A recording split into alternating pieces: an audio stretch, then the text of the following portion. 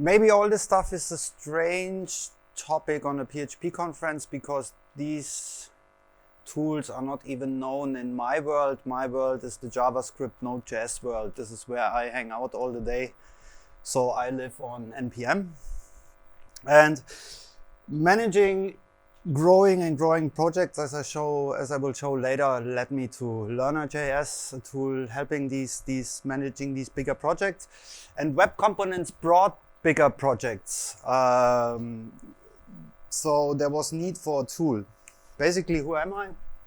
I do software development for companies. I'm here like the 7th time now. I started with management, organizational stuff, Agile and Scrum, and then last year I went back to development. So now I spend my days sitting in front of a computer and hammering comments into it and creating software with it. Mainly for not such a big company, a new company, we built IoT devices that check water pumps, basically. Big water pumps that pump waters out of rivers, or when you try to get coal and you pump water into a big hill and try to get coal and water outside. This is the stuff that we do. We try to get the data and try to replace the mechanics on it by doing predictive maintenance, which is kind of every standard IoT project out there.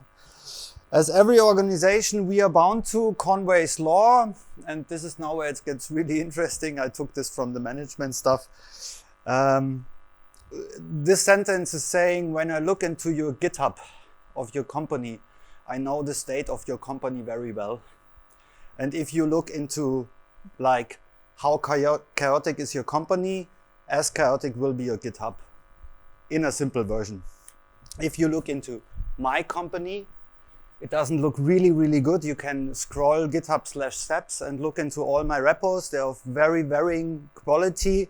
There are already 300 repositories. Who has over 200 repositories in the GitHub of his company?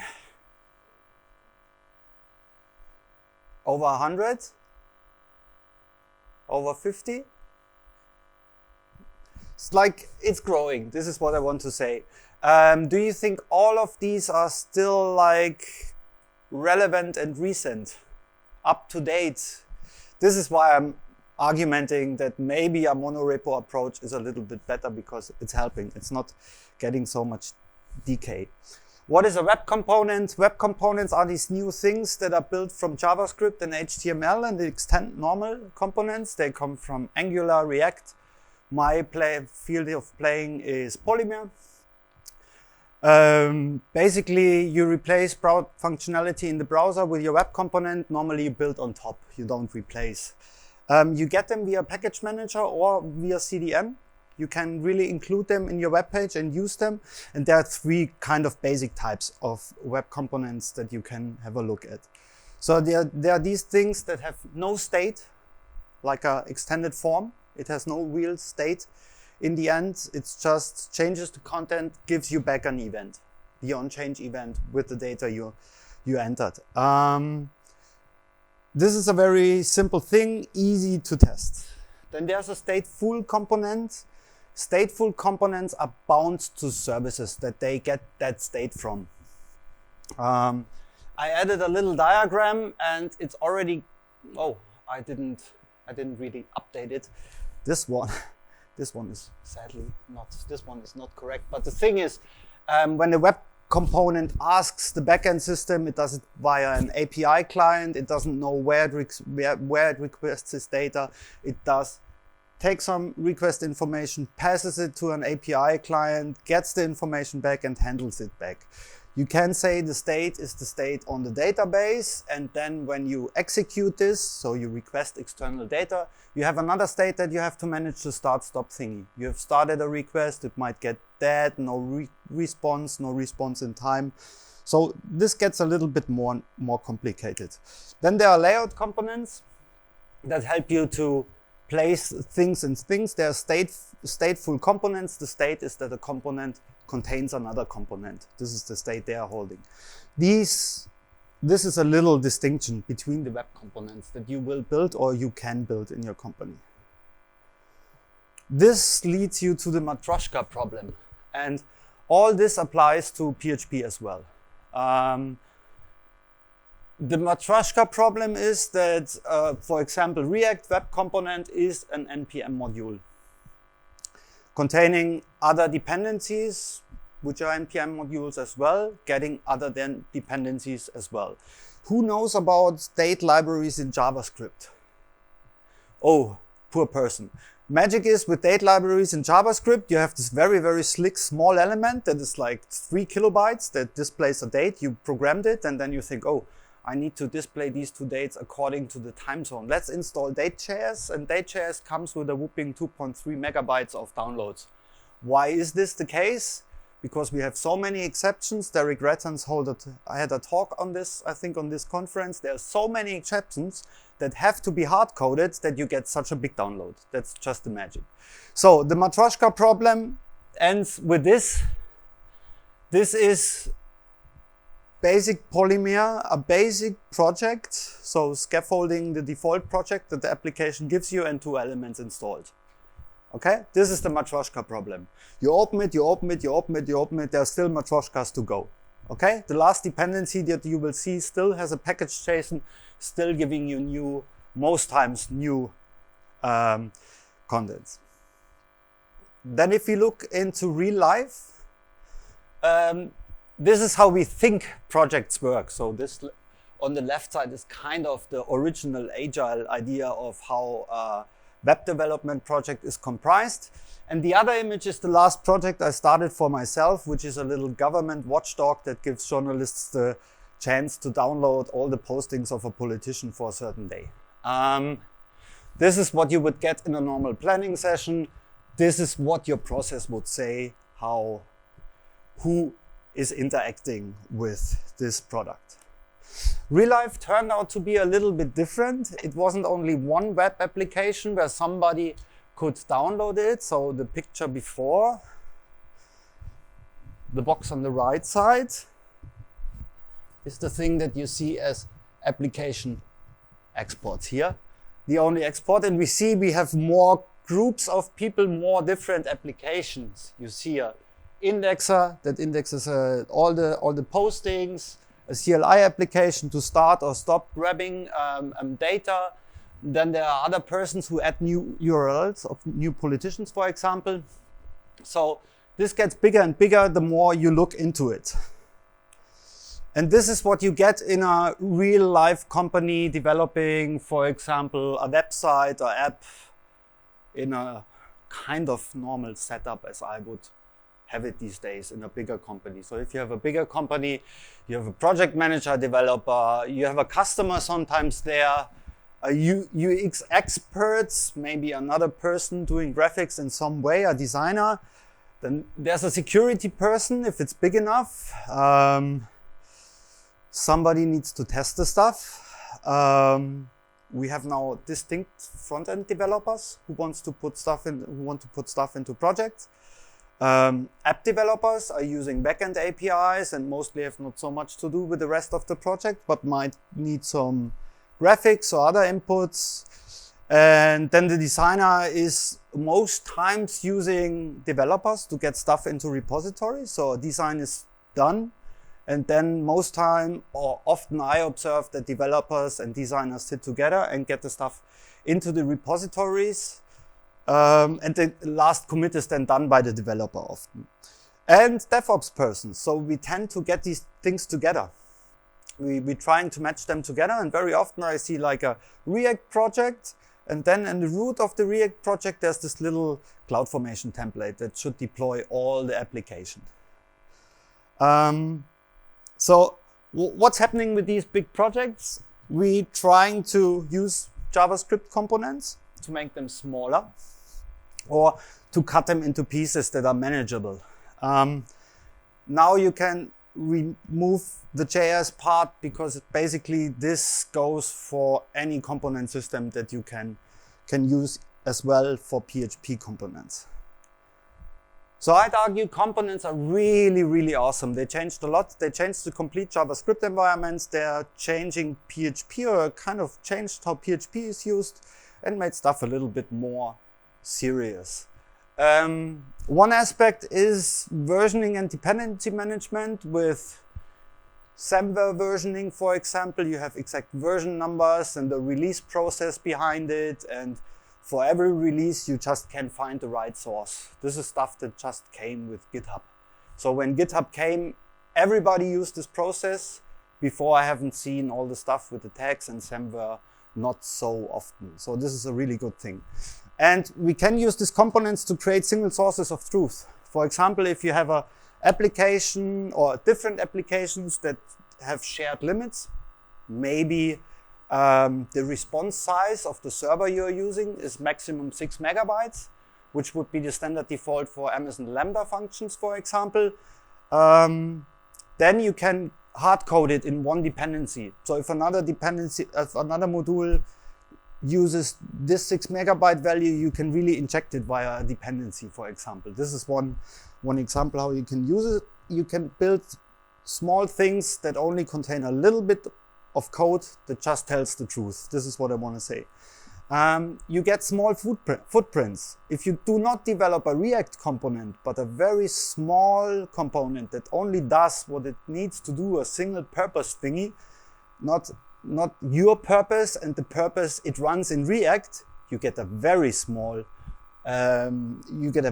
footprint and not the Matroshka problem in the end. As well, with the React example goes the idea that you construct the code according to the problem. This has gone out of fashion with frameworks a lot these days. I see projects where there's a clear communication. Everything that we do looks like framework X, and we do that in framework X. That imposes a certain kind of interface onto a class, and then you're not doing what I'm writing here. Construct the code according to the problem. Okay? And these little things are easy to test. I would say they are easy to test. If you only have 20 lines of code or 50 or 100, it's super easy to write integration tests and unit tests for it. If you don't have the context of your whole React project to it, or of your whole whatever PHP framework you're using.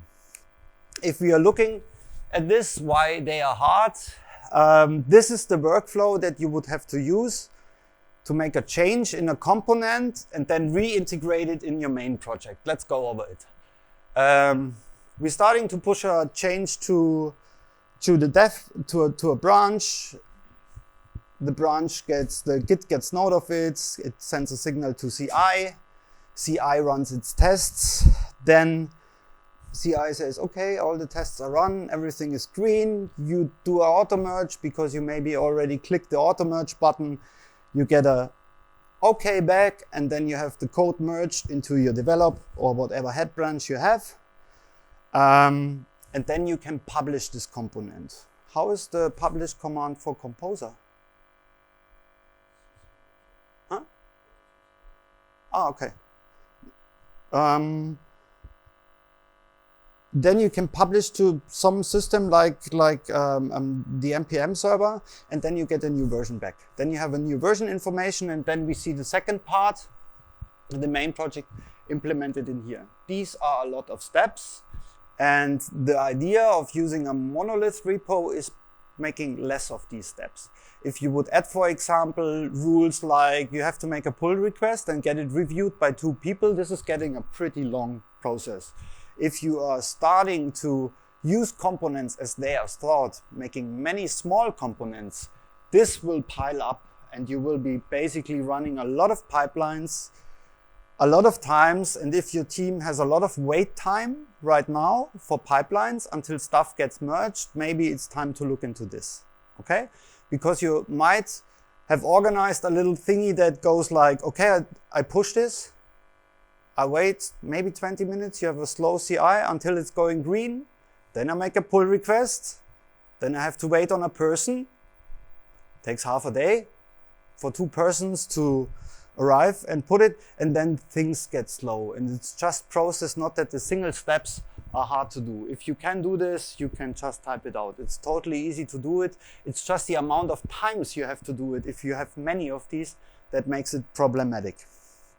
So, These things are hard.js components. Code rot. I already asked for it. My own GitHub profile is probably the best example for it. You find Node code from 2009 not updated. People still install it. Then there's the other thing that organizations rewrite stuff over and over again. There might be a colleague in another department having developed a kind of same solution. And very often this happens because components get developed but not published. You know, you have something that is done, that has screen tests, but nobody takes the time to write a little intro, like a README, like you would expect it from an open source project. How is it installed according to all the standards?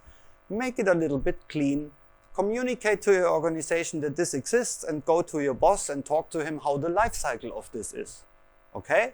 There's somebody in your company who has the job to look for these repositories and maybe talk about the life cycles of these repositories and look a little bit better on them. This is really, really bad.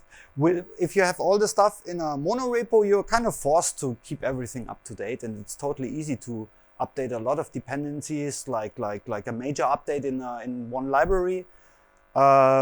So this helps you to keep the code rot a little bit smaller and not rewrite the same thing again, because stuff that's already done with a little bit higher quality than we do stuff right now is available to everyone. And then there's the runtime craziness in the JavaScript world. What you basically do, your goal normally is to get JavaScript code into the browser. Okay? We write them on Node.js, then we bubblize them or do something with it, and then we run unit tests on the CLI in Node.js very often. Then something happens with that code, and then it gets built into a component, and in the end it runs in the Chrome browser. These are totally different runtimes.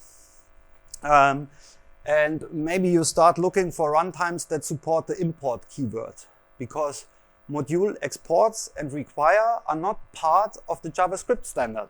It's old stuff that needs to be replaced, and whenever you write it, you're writing code for the past. I can show you a little bit of a far-fetched example of the future where I completely ignore this, and stuff gets fast if you don't have to do these translations in between the systems and find a way to present the same code to the browser and to the development system. And the answer to it is use the import keyword, use modern JavaScript. The engines are coming, maybe not 2019, but for sure 2020. Node.js is already there. Node.js already eats up all JavaScript code with all the modern examples, and it really, really helps because you don't have to do these translations. And then a test that took 20 seconds to start starts after 3. It's easy to observe. No.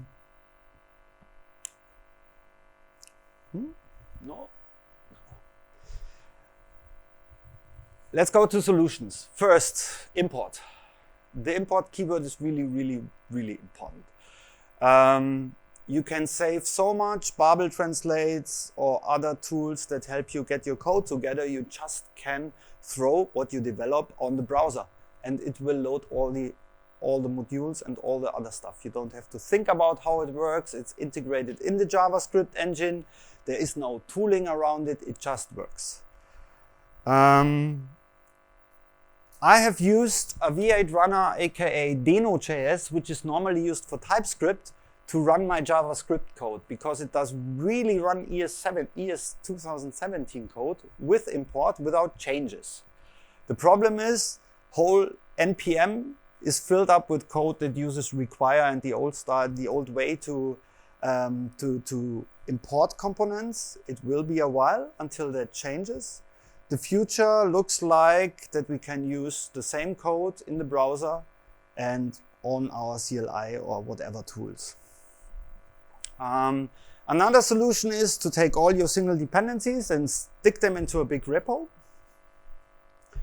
When you regenerate new components according to your own style, I'm sure you have your own way of generating your own components, use a generator. I know Yeoman has not such a big fan base, But I found out that sitting down a day and talking to a group of developers what the standards are and how they are used, and then encoding these standards in a Yeoman generator leads to new modules being generated that are according to the standards.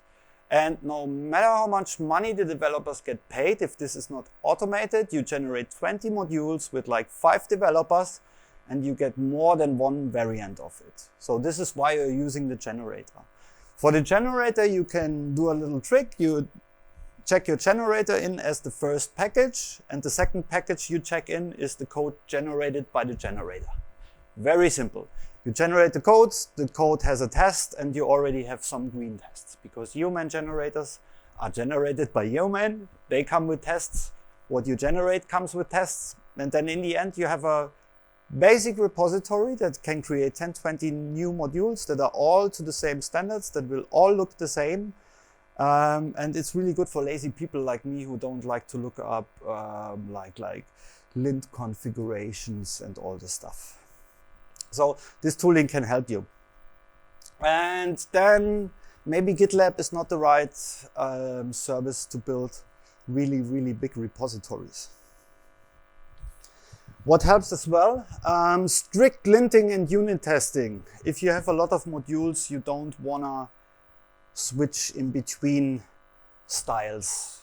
You can switch in between styles, you can have different styles, but they need to be consistent in that modules. So it just needs to be strict. If there's a config, it's breaking a build if that's not according to the style, and it really makes sense because you're piling up a lot of code with a lot of people, and culturally it makes sense. It looks the same. Get into your package manager. There's a way to publish things. In NPM, there's a so-called organization where I can have hidden packages, and I can use this as a kind of publishing mechanism. I don't know about Composer here. But use something where you can publish modules.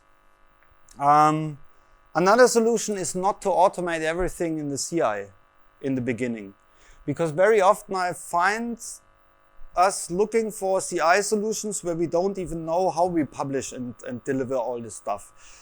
Easy way to go is to go for 2 things, a one-button build and a one-button test, these 2 things.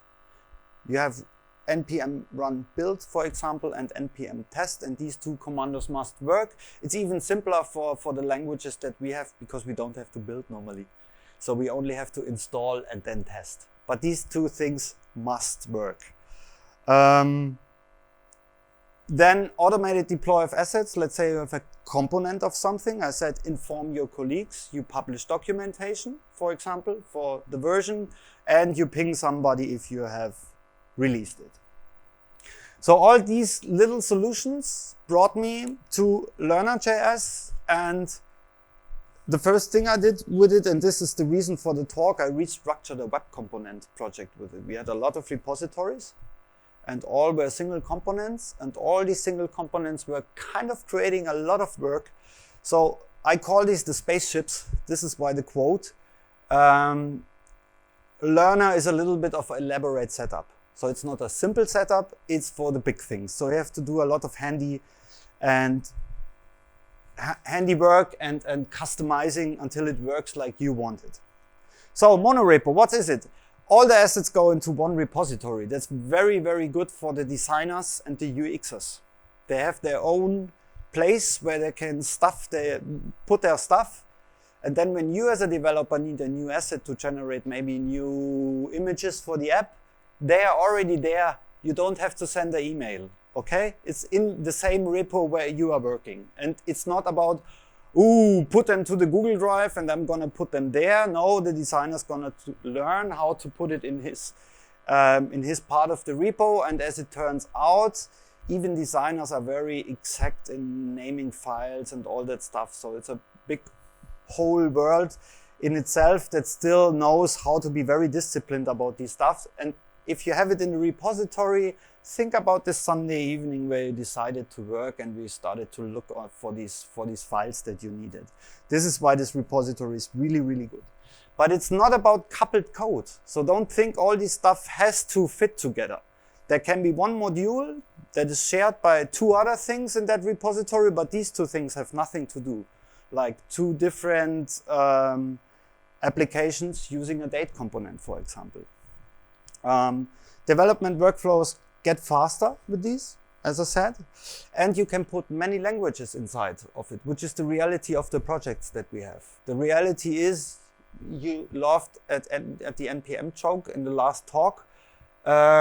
Reality is you get Composer and NPM probably in your normal projects, and if we do machine learning stuff or stuff like this, you will not be free from Python probably. So it gets together, and then you come with a DevOps person and he's starting throwing CloudFormation templates at you, or JSON, or whatever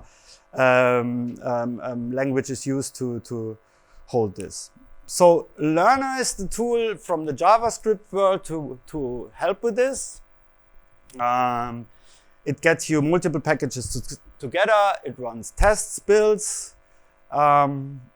It's not a big thing. It's only a little CLI tool. Okay, 45 minutes talk for a CLI tool with like 10 comments.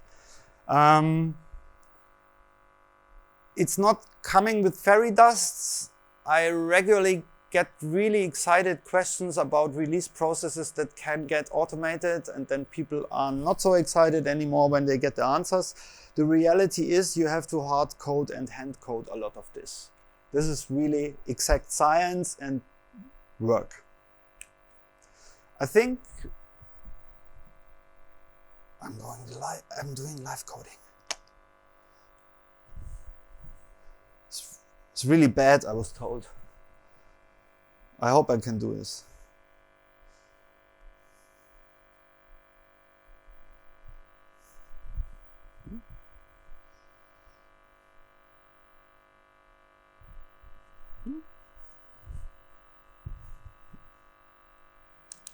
My computer stopped working. No. No, it's very slow now.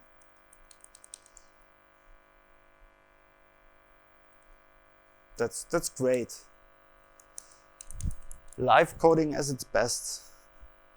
So I can't live code right now. That's really awesome. Okay, what can it do? It can bootstrap. If you have a list of dependency and dependency B depends on dependency A, it can install dependency A from local. It doesn't have to make a run through whatever package management system you're using, in this case NPM. So it takes the module from local. If it doesn't find it locally, it will use the registry. So when you sit on one of these German trains, this is a really good tool, because if you have no mistake in your development workflow and everything on the master state, you will not use outside. You will not need an outside connection. So we'll make this screens different again. All this is not working.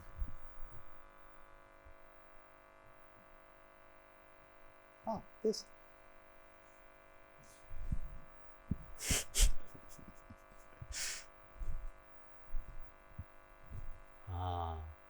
No, this is wrong again, sorry. Okay. The idea is, if it finds it locally, it uses local data. If it finds it remotely, it uses remote data. CI case is a little bit more complicated. Most of you buy CI per CPU. Who has bought CI per CPU here? How do you buy CI, your CI server? Do you self-host? Who's self-hosting CI? Okay. How many cores? How much is a lot?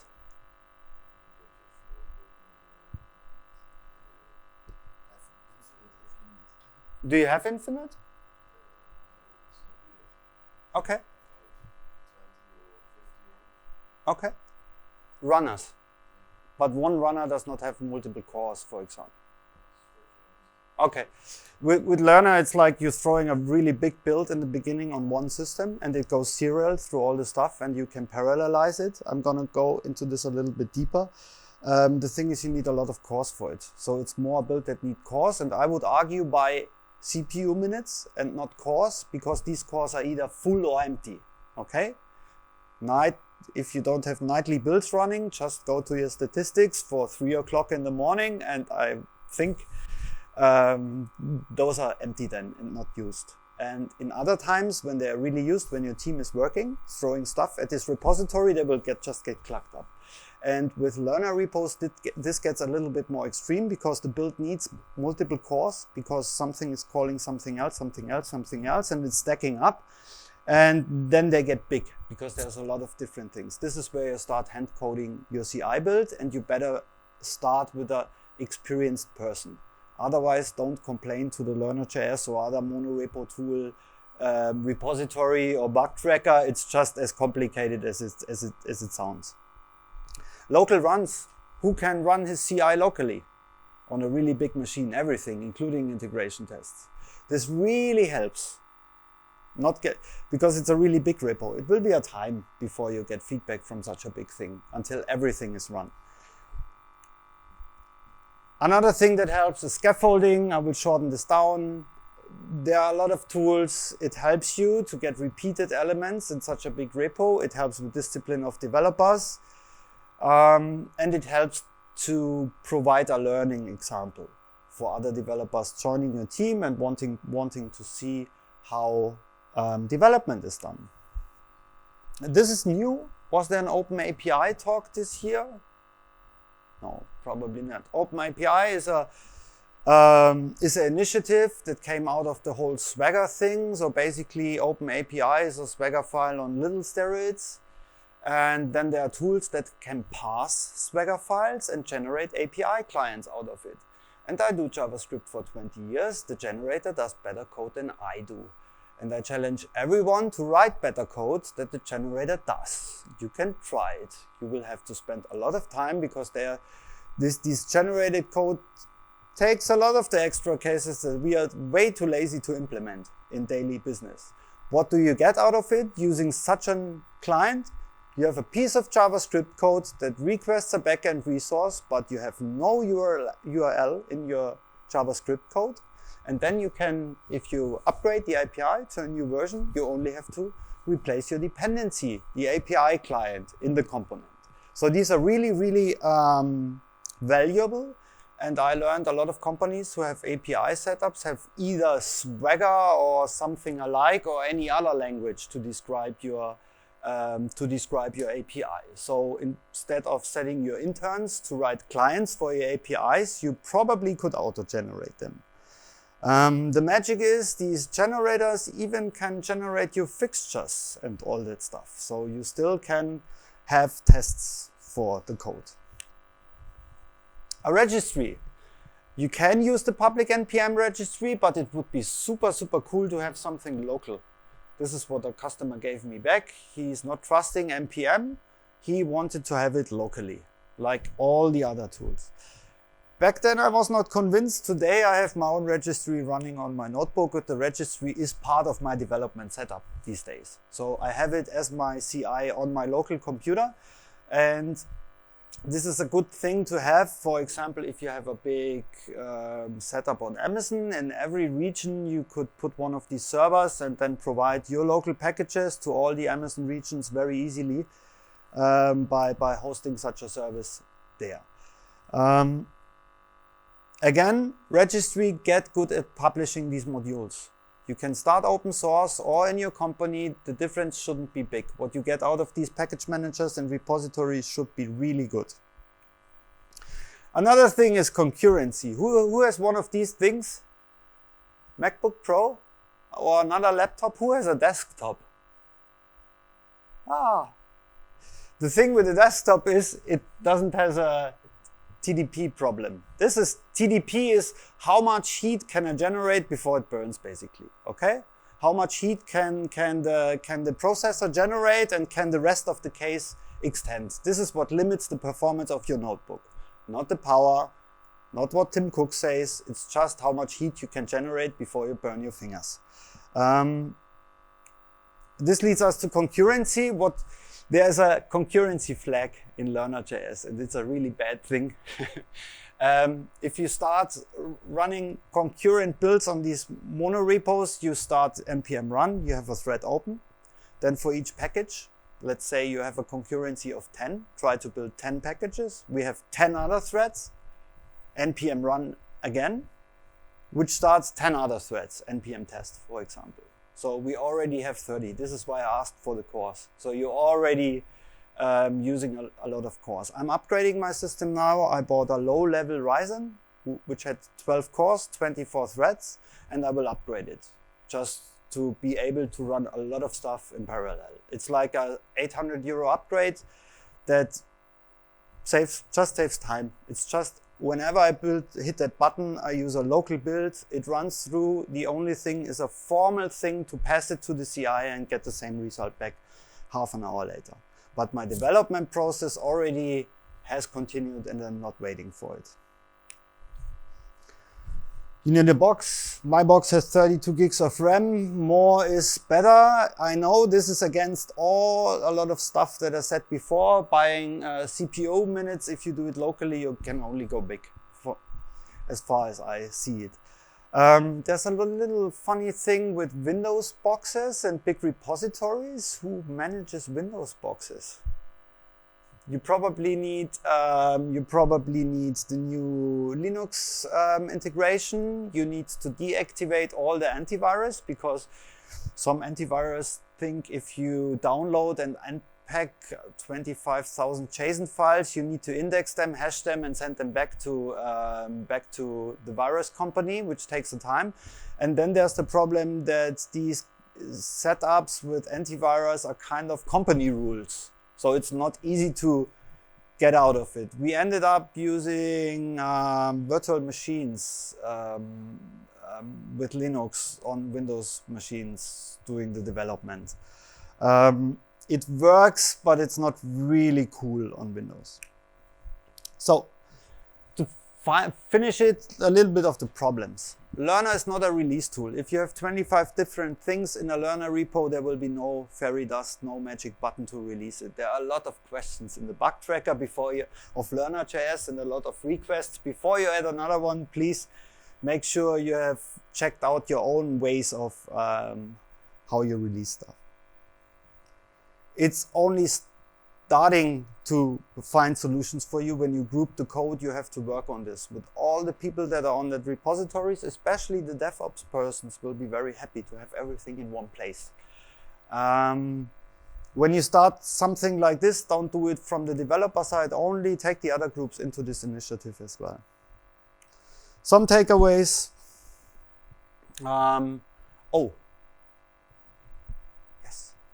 One takeaway, one very important takeaway. When you use a Lerna repo, this is one commit. When you use a Lerna repo, you can make a change that involves a designer, a change to whatever you put into CloudFormation, and a code change in one pull request. Okay, not 5 pull requests for 5 different roles, one pull request. So this is multiple. Then you can have multiple deployables in your repository. So if one repository that you have a deploy button and it magically deploys a lot of other stuff. It's a pain and demanding for your release tools. So if you have a Jenkins server sitting around that you have just beefed up, it will be the end of that server probably. It really forces you to stick to the standards that are there. Okay, you have the standards from your component management systems or whatever you have there. I can only say follow it. Don't invent something new. It helps you. Lerna can run different tools via the hook, via still Node.js triggering other languages. I would assume you dive into Google and look for a multi or monorepo management tool in PHP. I'm sure there is one. There's 1 or 2 for every language right now. It really is for sure something that you can invest time and it makes sense. More info. I have something. The material web components is done by Google. That is a very big repository, or it was a very big initiative in the end. You can have a look at it, how the big boys do it.